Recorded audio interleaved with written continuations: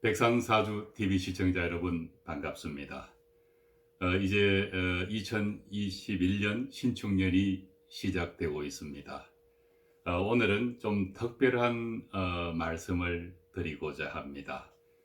명리학의 초학자들이나 또 기존 사주 명리학을 가지고 업으로 하고 계시는 사주 술수가 또는 명리가 여러분들에게 명리학의 발전을 위한 일종의 제언이랄까, 제가 아주 진솔하게 당면한 문제점들을 가지고 여러분들과 함께 고민도 해보고 그 대안을 찾을 수 있는 그런 기회가 되기를 바랍니다. 끝까지 경청해 주시면 감사하겠습니다. 저는 94년경에 이 명리학에 입문을 하게 되었습니다. 이것이 직업으로 될 것이라는 생각은 그 당시에는 하지 않았습니다. 여러 가지 궁금증이 이 책을 보게 하고 또 이런저런 동기가 되어서 공부를 하다 보니까 맞는 것 같기도 하고 또는 회의적인 부분도 있고 해서 그러던 와중에 겁 없이 한 5년 정도가 경과한 1999년에 이것이 저희 직업으로 받아들이게 되었습니다. 그러나 그때 당시만 하더라도 여전히 이 궁금증이 남아 있었고 명리학의 가치를 제대로 느끼기는 여러 가지로 부족한 시기였습니다. 그런 이후 상담을 하면서 의문점을 가지게 되었고 또 그 의문점을 풀려고 하는 노력을 또 병행하게 되었습니다.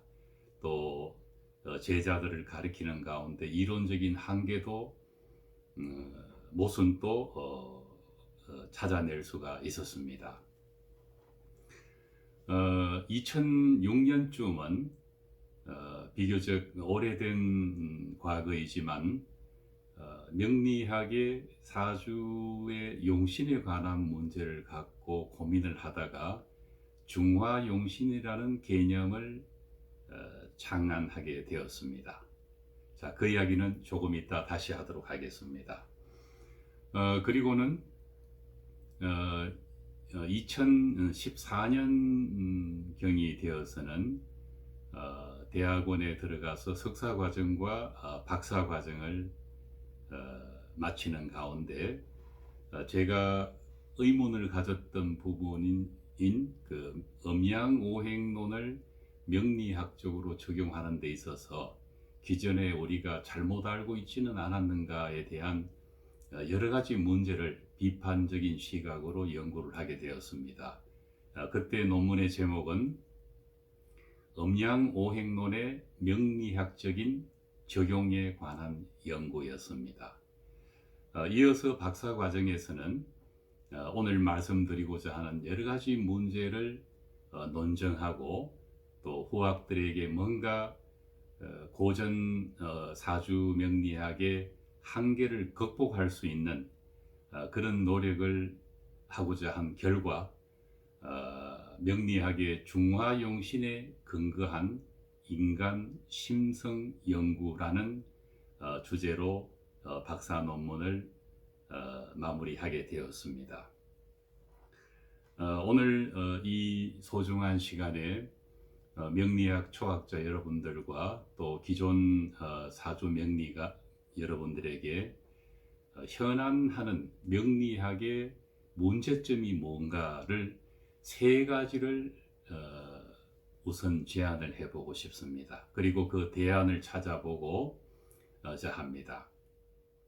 첫 번째 제가 주장하고 싶은 것은 우리가 알고 있는 그동안의 생극재화, 생하고 극하고 재하고 화하는 이런 명리학의 가장 이론을 하나로 함축한다면 생극재화의 다름 아닙니다. 그러나 이것이 오류가 있다는 것입니다. 왜 그런가? 두 번째 그 문제점을 말씀드리겠습니다. 용신의 개념과 용신을 도출하는 방법이 학문화되어 있지 않고 표준화되어 있지 않다는 것입니다. 주지하시는 바와 같이 용신이라는 것은 사주명리학의 고전 격국론에 의한 용신의 개념과 또 현대 명리학에서 말하는 용신의 개념은 다릅니다. 과거에는 연예자평에 나와 있는 바와 같이 용사지신과 유용지신을 가지고 이 두 가지 잣대를 가지고 사주를 풀어보고자 했던 노력이 지금까지 이어지고 있습니다. 그러나 격국론에서는 용사지신을 유용지신에 비해서 상대적으로 더 비중 있게 적용한 감이 없지 않습니다. 용사지신이라는 것은 월지에서 힘을 받고 천간에 도출된 또는 사주를 지배하고 있는 현대 명리학으로 본다면 일종의 기구신입니다. 물론 자평진전유에서는 이를 격국용신이라고 하고 또 현대 명리학에서 이야기하고자 하는 그런 중화용신의 개념과 유사한 상신의 개념도 있습니다. 그러나 그것이 반드시 같지는 않습니다.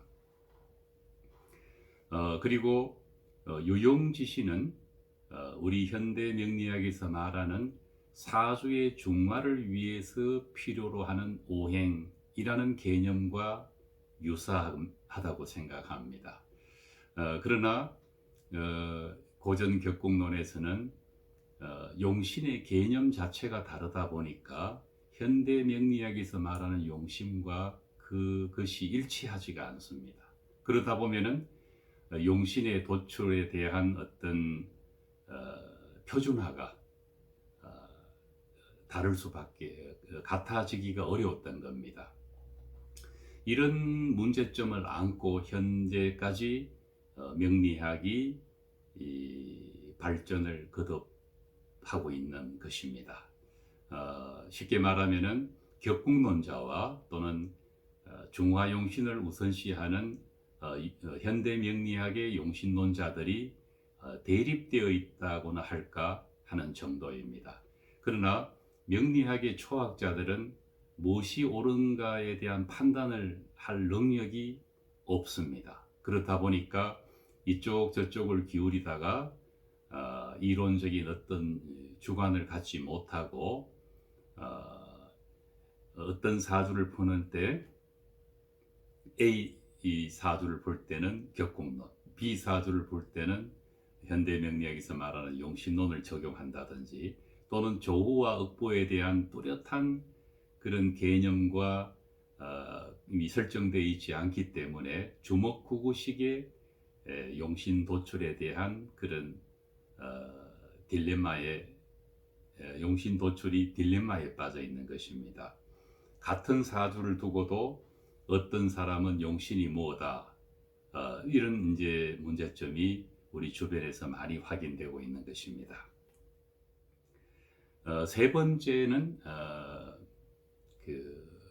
이 격국론뿐만 아니라 신살이나 12운성류의 그런 전근대적인 사주명리 이론을 가지고 아직까지도 그것이 정통 명리학인 양 활용하고 있는 사람들이 많다는 것입니다. 조금만 이 공부를 해본 분들이라면은 신살의 허망함과 12운성의 그 비합리적인 요소에 대해서 어렵지 않게 알 수가 있습니다. 그런데 이런 신살이나 12운성류의 사주 해석이 없어지지 않는 이유는 일부분 그것이 맞고 또 맞다고 느끼는 부분이 있기 때문에 그렇습니다. 그래서 맞지 않는 부분에 대해서는 애써 그 사실을 외면해버리는 그런 것이 또한 우리가 안고 있는 공동의 문제점이라고 할 수 있습니다. 많은 사람들에게 알려진 고전 중에 하나인 자평진전도 많은 이론적인 문제점을 안고 있습니다. 앞서 말씀드렸듯이 자평진전유에서 말하는 격국론에서는 생극재화에 대한 모든 적용이 체의 논리에 갇혀 있습니다. 그렇다 보니까 극 아닌 극이 만들어지고 생 아닌 생이 만들어지는 것입니다. 근본적인 문제가 바로 잡혀 있지 않기 때문에 그런 격국론은 시작부터가 엄청난 오류를 가지고 있는 이론 체계라고 할 수 있습니다. 적천수 천미류도 마찬가지입니다. 적천수 천미에 나오는 그런 명조들을 살펴보면은 토가 금을 생하고 금이 수를 생하고 수가 목을 생하는 식의 그런 도식화된 생 또는 극의 논리를 적용하고 있습니다. 크게 보면은 자평진전유에서 저지르고 있는 오류와 거의 대동소이합니다. 뿐만 아니라 공통보감이라는 조론을 우리가 공부를 할 때 필독서 중에 하나가 공통보감입니다. 이런 공통보감에서 보여지는 조후 적용도 현대 명리학의 시각으로 보았을 때는 역시 체에 갇혀 있습니다. 이 체가 무엇이고 용이 무엇인가에 대해서는 매우 중요한 문제이기 때문에 이러한 세 가지 문제점들을 우리가 수용하고 그 대안을 이야기할 필요가 있는 것입니다. 그 대안의 첫째로는 바로 생극재화를 적용하는 데 있어서 체에서 용으로 전환된 사고가 있지 않고는 명리학에 있어서 생하고 극하고 재하고 화하는 문제는 정확한 분석이 불가능하다는 것입니다. 그러나 이 체용을 적용하기 위해서는 사주에서 정확한 용신의 개념이 설정되어야 하고 또 그 사주 용신을 도출하는 그 방법이 표준화되어야 합니다. 여러분들도 많은 고민을 해 보셨을 거라고 생각합니다만은 용신에 대한 문제가 처음 공부를 할 때 난제에 부딪힙니다. 이 사주가 용신이 뭘까? 어디 가서 물어보는 데마다 서로 다른 용신을 이야기를 합니다. 그리고 이 사주가 강할까? 오행의 숫자가 많다는 이유로 그 오행이 강하다고 하는 이런 어리석은 답변도 종종 들을 수 있었을 것입니다. 그래서 정확한 용신의 개념을 설정하고 그 용신을 도출하는 것을 표준화할 필요가 있는 것입니다. 그것을 저는 개인적으로 억부와 조후에 의한 공통의 어떤 사주의 이 중화를 위해서 필요로 하는 오행을 도출해내는 것을 중화용신이라고 명명하였습니다. 이 용신은 사주 해석의 잣대입니다. 달리 말하면 사주를 해석하는 도구라는 뜻입니다. 용신의 운이라고 해서 무조건 좋아야 한다든지 하는 것은 잘못된 생각입니다. 용신의 운이 오더라도 기구신과 마주봐서 극을 받는다면 오히려 더 나쁜 일이 일어날 수도 있습니다. 세 번째는 식간과 십성을 해석할 수 있는 능력을 배양해야 합니다. 처음 명리학을 접하다 보면은 십간에 있어서 간목은 소나무의 비유를 하고 을목은 화초의 비유를 한다든지 식의 그런 공부를 해왔을 것입니다. 물론 그것이 틀렸다는 것은 아닙니다. 그러나 식간을 해석할 수 있는 보다 기초적인 원리를 우리가 공부를 하지 않고 성급하게 사주풀이에 뛰어든다는 것입니다. 뿐만 아니라 십성도 마찬가지입니다. 십성은 인간의 심리를 해석할 수 있는 매우 탁월한 이론 체계이고 가족관계를 해석할 수 있는 이론 체계이기도 합니다. 우리 사주에서 기구신이라고 하는 것은 고전사주학으로 본다면 가장 힘이 있는 글자들입니다. 그러나 현대 명리학에서는 기구신이라고 표현하지만은 실제 격공론에서는 용신이 될 가능성이 높습니다. 그러나 이런 그 격공론에서 말하는 그 용신의 개념과 또 상신의 개념이나 이런 것들은 사실은 무시해도 좋다고 저는 개인적으로 생각합니다. 그것이 이론적으로 전혀 근거가 없다는 뜻이 아니라 일관성이 없다는 것입니다. 그래서 일부분 맞는 부분도 있지만은 엄청난 오류와 함께 그 이론이 공존하고 있다는 것을 우리가 외면해서는 안 될 것입니다. 기구신이라는 것은 인간의 감정을 지배하고 또 인간의 마음을 이 감정적으로 표출해내는 오행작용을 하는 것입니다. 또 희용신은 사물을 보는 이성적인 마음을 만들어내기 때문에 이 두 개가 조화롭게 사주에 공존할 필요가 있는데 사실은 우리 주변에 접하는 적지 않은 거의 대부분의 사주가 이론적으로 중화되어 있는 사주는 많지 않습니다. 우리가 들어보았는 중화된 사주라는 것은 관인상생격이나 또는 재관상생격 또는 식신생제격과 같은 경우를 지칭합니다. 그러나 이런 상생하는 세 가지 격을 갖춘 사주마저도 고전 격국론에서는 서로 다른 설명을 하고 있습니다. 이런 상생하는 중화된 사주가 되기 위해서는 두 가지 용신과 희신이 서로 상생해서 사주의 중화를 돕게 되는데 기신과 구신의 조합이라든가 기신과 한신의 조합이라든가 경우에 따라서는 기용신과 한신의 조합으로 된 사주마저도 관인상생격이나 재관상생격이나 식신생격격으로 정의하고 있는 것이 고전 사주학의 현실입니다. 이런 잘못된 것을 우리가 극복하지 않고는 사주를 정확하게 분석해낼 수 없다는 것이 바로 문제인 것입니다.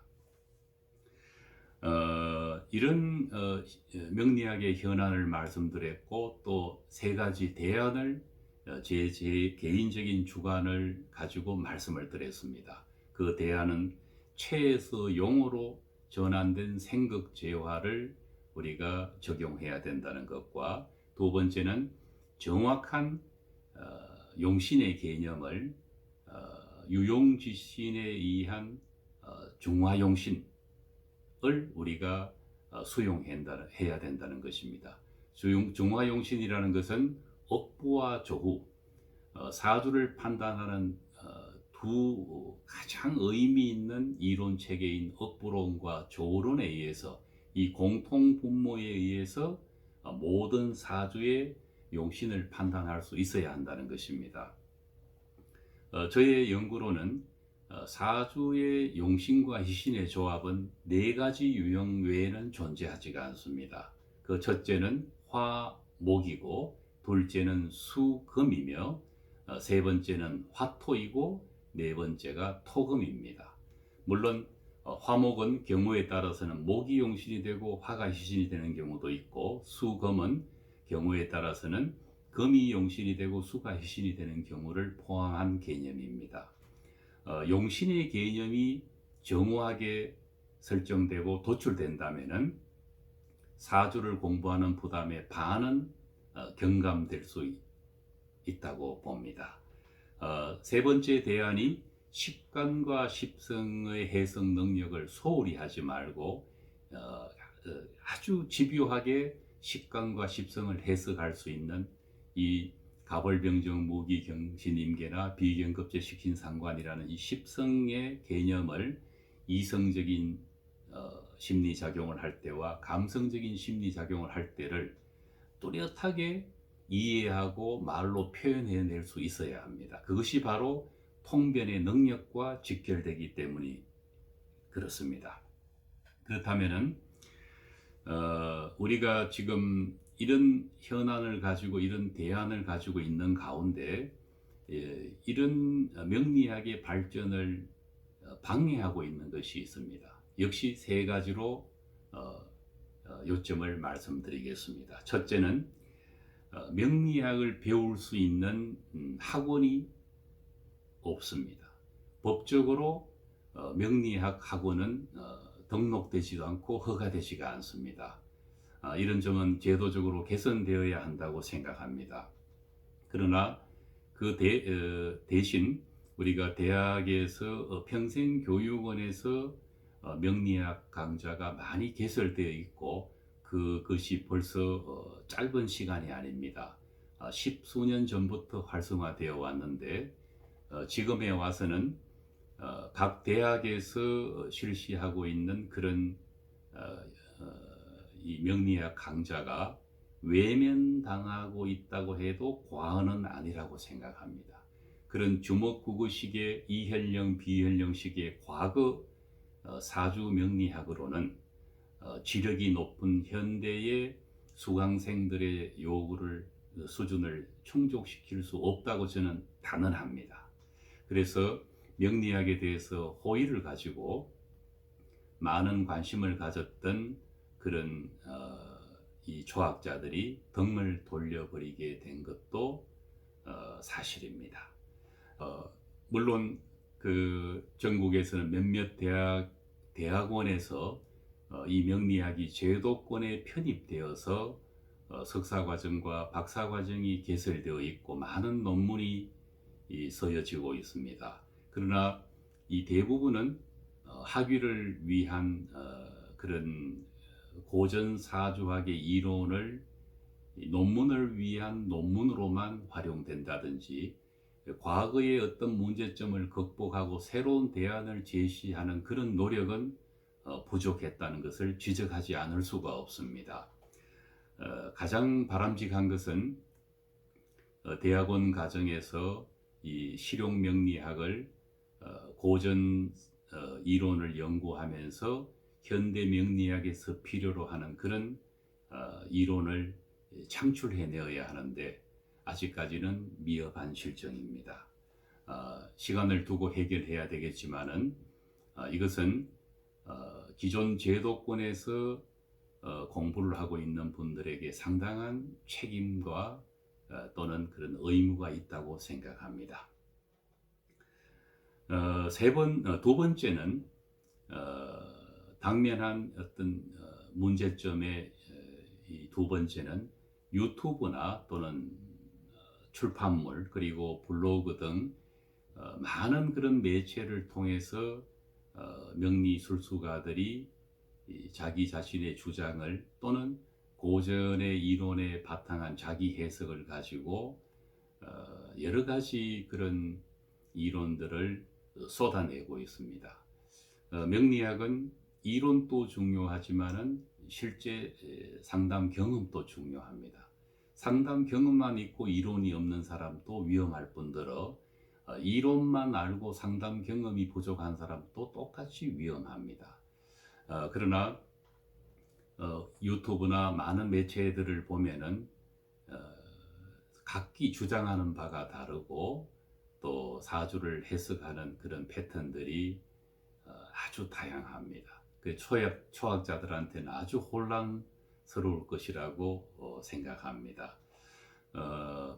이런 유튜브와 같은 아주 그 영향력 있는 매체를 가지고 강의를 하시는 분들은 한 번 더 자기가 주장하고 있는 그런 사주풀이에 대해서 이론적이거나 또는 어떤 논리의 일관성이 있는가, 해석상의 논리의 일관성이 있는가에 대해서 다시 자성을 해보고 좀 더 신중하게 강의를 하고 동영상을 만들어야 된다고 지적하고 싶습니다. 세 번째는 아주 중요한 문제입니다. 아무리 옳은 이론을 가지고 강의를 하고 수업을 한다 하더라도 이 공부를 배우는 사람의 자세랄까 또는 자기애, 쉽게 말하면은 어떤 이론을 배웠을 때 인간은 거의 본능적으로 자기 사주와 비교하게 됩니다. 자기 사주가 좋게 해석되어 주는 이론은 그것이 옳고 그름을 떠나서 그 이론을 수용하고 맹목적으로 받아들여 버리는 우를 범하기가 쉽습니다. 조금 과장한다면 거의 모든 인간이 이 함정에 빠져버릴 수가 있습니다. 앞서 말씀드렸듯이 사주라는 것은 관인상생격이나 재관상생격이나 식신생적격과 같이 중화된 사주도 있지만은 거의 대부분의 사주는 기구신이 지배를 하고 있습니다. 또는 그 기구신이 희용신을 극하고 있기도 합니다. 이런 것들을 그것이 자기 사주라 하더라도 겸허하게 아주 수용하고 받아들여야 하지만은 인간의 사주가 그렇게 작용을 하다 보면은 본능적으로 거부를 해버리기도 합니다. 이것과 싸워서 이겨야 합니다. 여기에서 무너져 버리면은 정확한 명리학의 세계에 입문하는 것은 불가능하다고 저는 생각합니다. 다시 한번 강조드립니다. 용신의 문제가 하루빨리 극복이 되어야 합니다. 용신의 개념과 용신을 도출하는 표준화가 이루어져야 합니다. 저는 그것을 중화용신으로 대안을 제시를 하고 있습니다. 그 다음은 채용의 개념을 사실은 아주 다양한 개념이 고전에서 주장되고 있지만은 제가 말씀드린 채용은 음양오행론이 생에 의해서 생하고 극하고 재하고 화하는 문제를 도식화된 목생화, 화생토, 토생금, 금생수 또는 토극수, 수극화, 화극금, 금극목의 이런 도식화된 개념을 체의 개념으로 봅니다. 이런 체의 개념으로는 명리학에서 일어나는 생극재화를 정확하게 읽기라는 것은 불가능합니다. 그렇다면 용어로 전환된 개념은 무엇인가? 짧게 말씀드린다면 희용신은 타오행을 극하지 않습니다. 사주의 중화를 위해서 작용하는 희용신은 상대적으로 기구신에 비해서 그 오행의 작용력이 약합니다. 그러나 거기에 비해서 기구신은 사주를 지배하고 있는 오행이고 힘이 강합니다. 그래서 기구신은 희용신을 극할 수 있습니다. 물론 한신의 문제도 이야기되어야 하겠지만 여기에서는 생략하겠습니다. 그래서 생하고 극하는 것은 기구신이어야만 희용신을 극한다는 이 대명제를 기억해 놓을 필요가 있습니다. 그렇다면 만약에 희용신과 기구신의 설정이 잘못되어 버리면 생극재화는 그대로 무너져 버리게 되는 것입니다. 제대로 볼 수가 없다는 의미입니다. 그리고 생극재화가 중요한 이유는 많은 그 명리학의 선학들이 강조했습니다마는 오늘날까지 우리가 그것을 제대로 해석을 해내지 못하고 있습니다. 생극재화는 오행에 생하고 극하는 작용을 관찰하는 것입니다. 이것은 거의 사주를 풀이하는 데 있어서 기초라고 보아야 합니다. 이것만 정확하게 보면은 나머지 것은 저절로 해석된다고 봐도 무방합니다. 즉, 그 생극재화에 의해서 육친으로 치환을 하면은 그 아버지나 어머니나 자식이나 처의 배우자에 관한 글자들을 그대로 치환해서 해석을 하면은 생하고 극하는 문제를 어렵지 않게 해석해낼 수가 있기 때문입니다. 같은 원리로 인간의 심리를 해석하는 것도 같습니다. 그래서 오행의 생극재화를 통해서 육친을 해석하고 또 인간의 심리를 분석하고 이해를 할 수 있게 되는 것입니다. 궁극적으로 이러한 해석들이 길흉화복을 해석하는 이론적인 단서가 된다는 것입니다. 명리학의 후학자 여러분들에게 오늘 이 말씀은 저의 그동안의 경험과 또는 명리학을 사랑하는 마음으로 또 우리나라 명리학이 제대로 발전하기 위해서 지금쯤 큰 어떤 변혁을 가져와야 된다고 생각합니다. 새해 벽두에 제 나름대로는 용기를 내어서 말씀을 드렸습니다. 이 말씀을 듣고 동의하지 못하거나 또는 비난하는 사람이 있다고 하더라도 그대로 수용하겠습니다. 모든 판단은 이런 말씀을 듣고 수용하고 바로 잡으려고 하는 의지가 있는 분들에게만 기회가 주어지는 것입니다.